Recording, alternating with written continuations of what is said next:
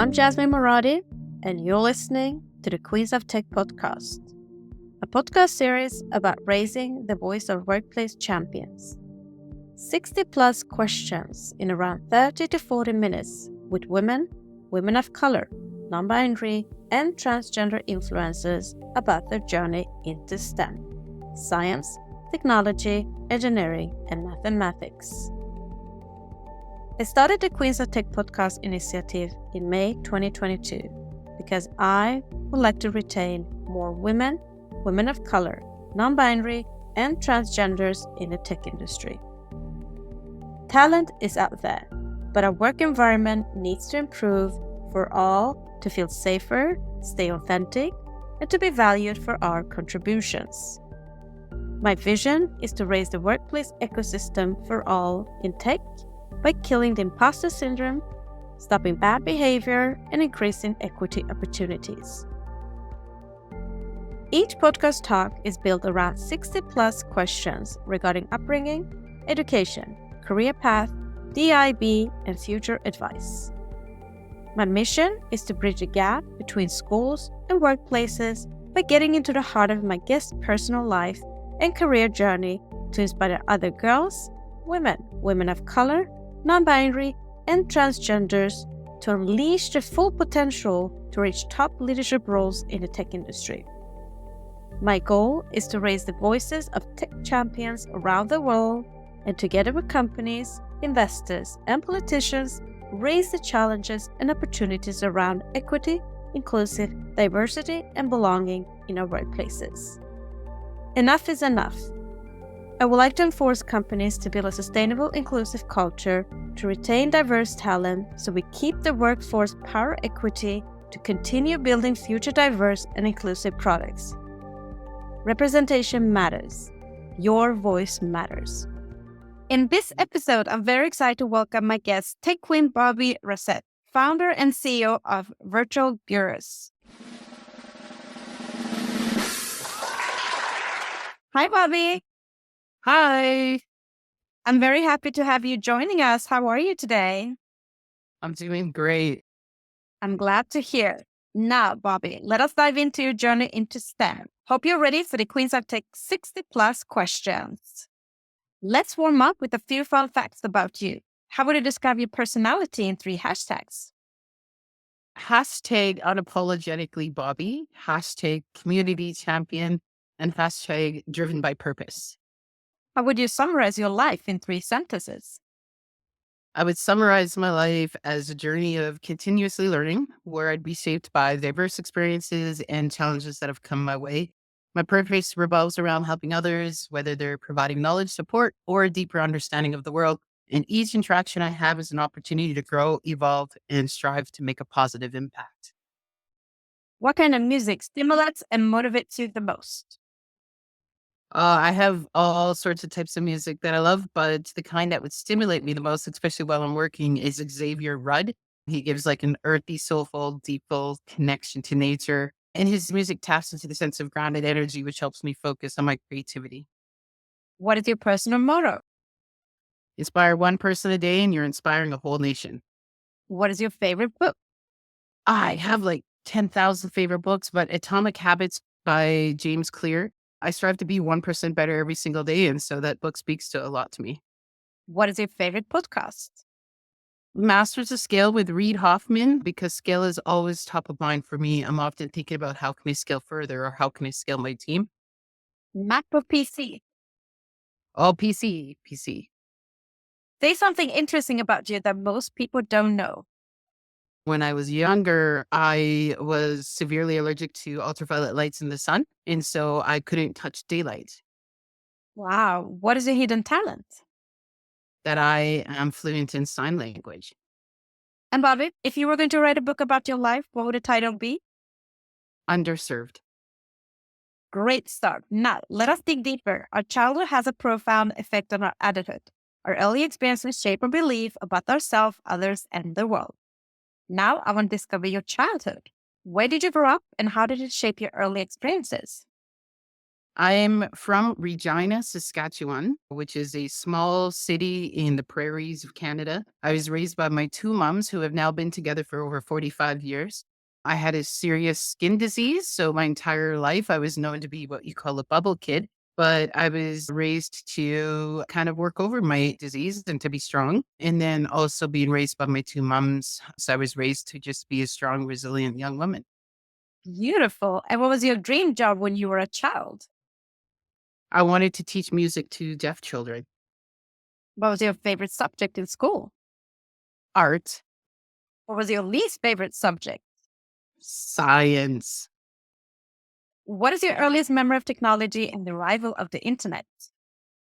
My mom had one of those old school computers with the floppy disks. And I remember that we each got our own little floppy disk. And mine had a few of those games that you had to play with the arrows and hit the shift and enter to click. And I wrote myself a lot of stories on there and taught myself how to type. By the time I was 10 years old, I was typing over 130 minutes words per minute. Wow, impressive. And which were the three first technology gadgets you owned, and how did it influence your interest in tech going forward? I used to own a cam recorder. All of my allowances went towards getting one of those old school big cam recorders. I used to make cute videos of me trying to sell stuff, kind of like the TV shopping channel. I suppose it helped me not to be afraid to be in front of the camera because all I am now lately is in front of the camera and all over the media. So although I am seriously shy, and I think it helped me not to become as shy. So the other one was an electronic drum pad. So drumming. And during that period of time, who was your female role model growing up, and what about her or them inspired you? I would have to say my mom. I mean, that woman worked harder than anybody I knew. She was a cleaner, like a house cleaner, but she never called in sick. She took accountability and she did what she needed to do for her family. And I always said, I'm going to be like her one day. And Bobby, based on what you said, how do you think where you grew up and the school you went to and the generation you come from influence your education and career choice? I went to inner city school, probably one of the toughest and roughest schools in Saskatchewan. I think it taught me to be tough and to push through and not give up. Lovely. Let us now dive into your career. But before that, I'm going to read two quotes. First one, how does the universe expect me to choose a career path at 16? I can't even choose what I want for dinner. Second, Abraham Lincoln said, I quote, the best way to predict your future is to create it. So, Bobby, where and what did you end up studying at university? Here's the thing, I didn't go to university. I dropped out of high school in grade 11. I was bullied a lot in high school, and I just felt it was better to not go.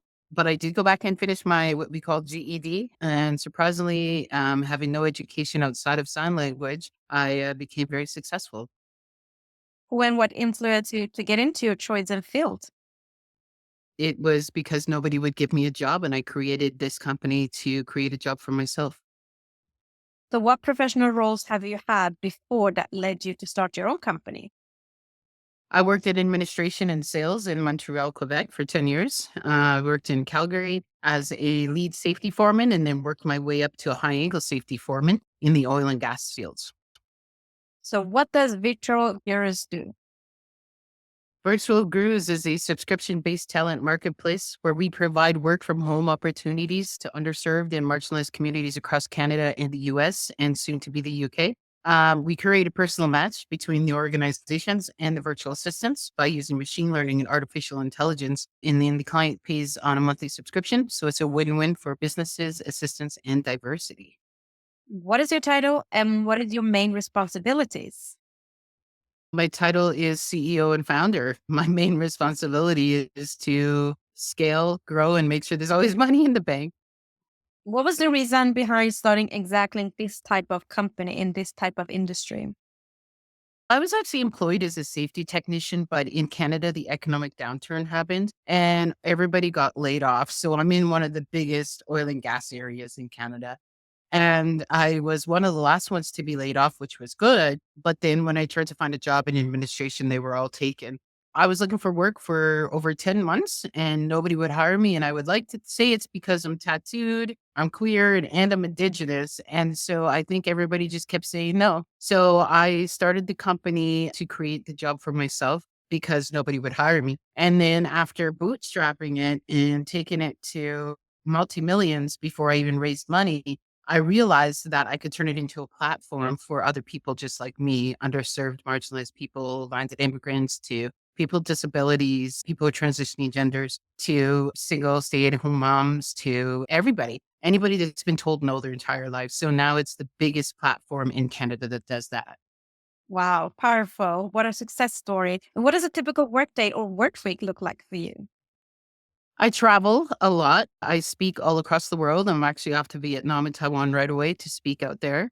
When I'm in Calgary, I'm in the office 2 to 3 days a week. We have a hybrid model. I have a lot of meetings. I have about 800 folks that work underneath me. And we're just getting ready to finish and solidify our Series B funding round. And I am now looking to acquire a company in the US. So very busy.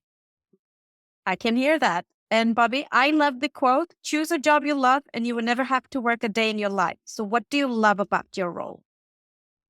I love that I'm building a company to not only grow, but building employees to grow in their everyday life. All of our employees are growing in their own way. And to be honest, it's one of the best things to witness. What has been the best experience you've had in your role so far? Can you share a couple of examples? Yeah, I think there's been a lot, but I think creating a space where people can be themselves and hearing how we have helped so many people find work, we've saved so many lives, and that's one of the biggest things for me that gets me up every day. At one point, we had a ad on an early morning show in Calgary, Alberta, the traffic news. And there was a lovely woman who couldn't be themselves in their everyday job. They were a transgendered woman. They were forced to dress in a full suit and they were driving home. And I believe that person was probably on their way to not do something good for themselves. And they heard my ad and the person turned around, came right to my office and I gave them a job. And she was able to authentically be herself and transition genders and just be who she is. And now she's a successful young woman. And so it's stuff like that that inspires me every day. Wow. Keep bringing those success stories. And what is the biggest challenge you've encountered so far and how did you tackle that? When I was raising money for my first funding round in 2020, I went through over 170 investors that said no to me. I kept being told, don't talk about being Indigenous, don't talk about being queer, or that I'm providing a platform for people like me. And I started to feel more confident and realized that I had to do what everybody was telling me not to do. Because if I didn't, then who's going to if I don't shout it out, right? So I created what I want. I based it on what I want. I never shied away from my story. And now Virtual Gurus is one of the most successful platforms because of it. And what do you wish everybody understood about your role? That is not easy, but you keep pushing through. And what is the one common myth about your professional field that you want to disappear? I think a common myth about being a woman CEO is that I want to disprove the notion that women have to sacrifice their authenticity or conform to traditional leadership styles to be successful. I believe that embracing my unique strengths, perspectives, and experience as a queer woman in leadership not only enriches my role, but also drives innovation and fosters a more inclusive work environment. What do you love about working in the tech industry? Did tech founders and innovators have more of the how can I support you mentality versus the everybody's a competition mentality? We all help each other and it's a great community. Bobbie Racette said, I quote, think like a queen. A queen is not afraid to fail. Failure is not a stepping stone to greatness.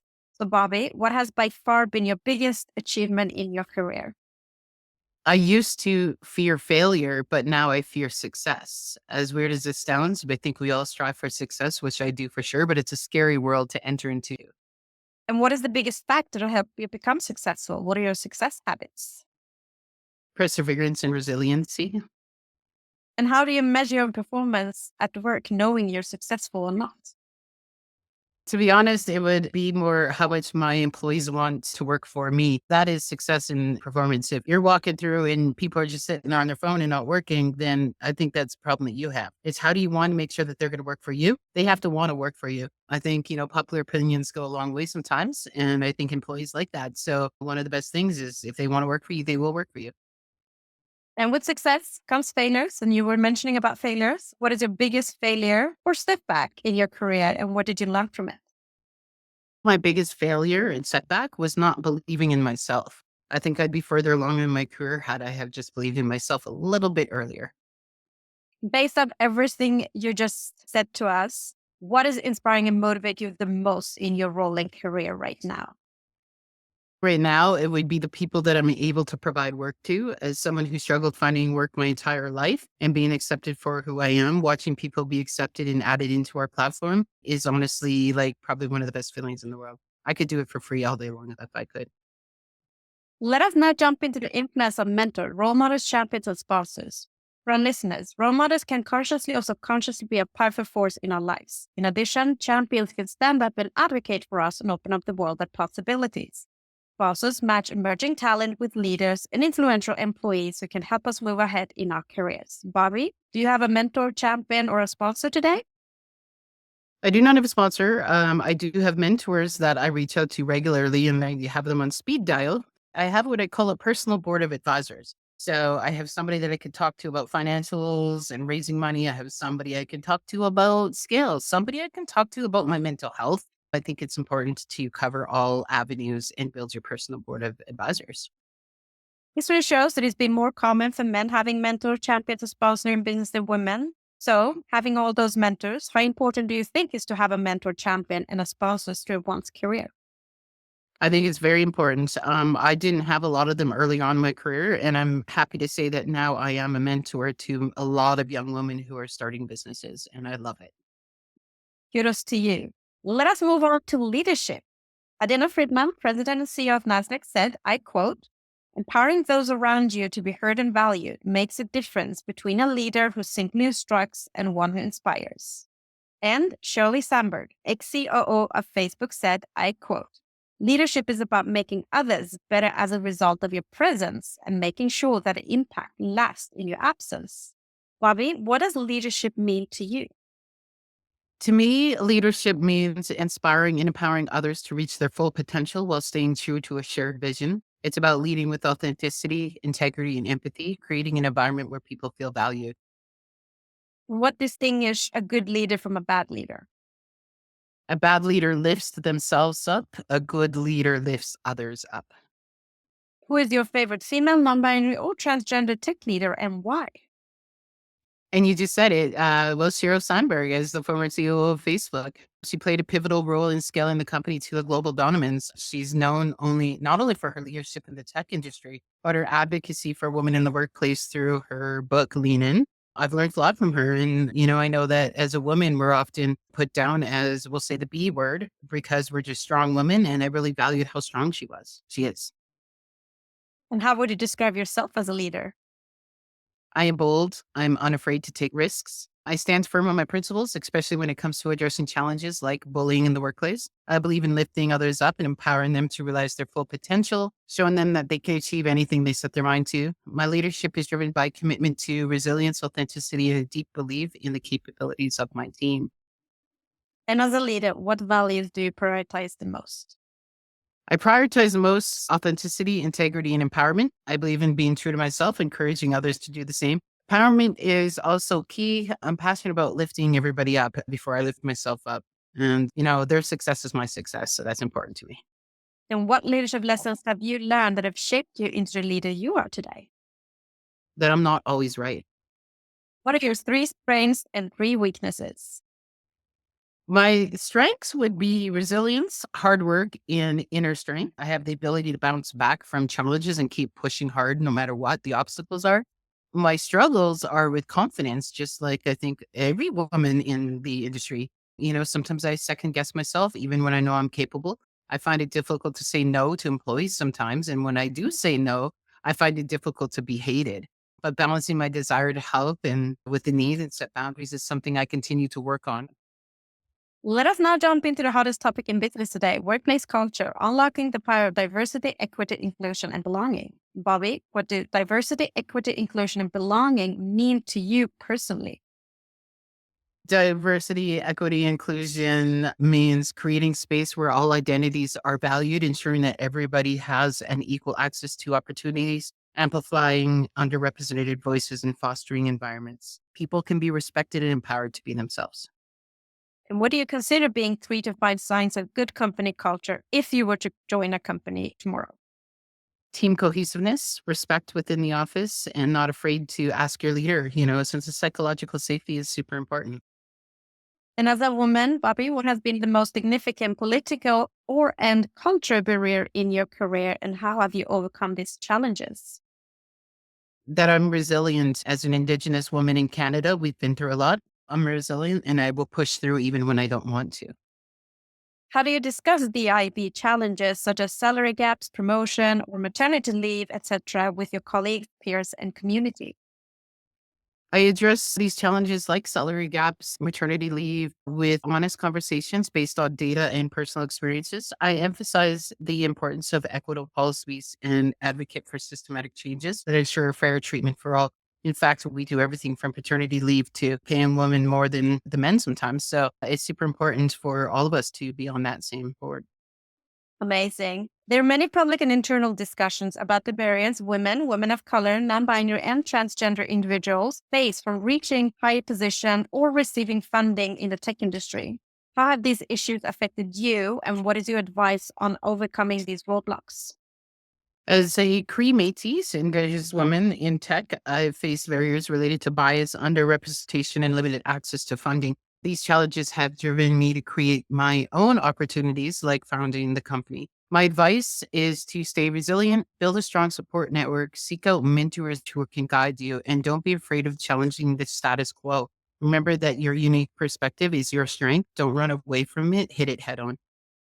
And there's another challenge today. Tech companies invest heavily in marketing, attracting women of color, non-binary, and transgender individuals, but they're struggling to retain them. Articles show that women are leaving the tech industry. What is your best advice or strategies for how companies can work to build a stronger corporate culture that engages the IB? I love this question. Cultivate belonging, foster inclusive leadership, and create flexible work policies. And what would you say are the key challenges of implementing a DIB culture in a workplace and in the tech industry today? I believe the key challenge is overcoming unconscious bias, addressing systemic inequalities and we'll say inequities like pay gaps, lack of diverse leadership, and ensuring that DEI initiatives go beyond tokenism. As an Indigenous woman, I get tokenized a lot. In the tech industry, a major challenge is retaining diverse talent as many companies fail to create exclusive environments and inclusive environments where underrepresented groups feel valued and support for a very long-term goal.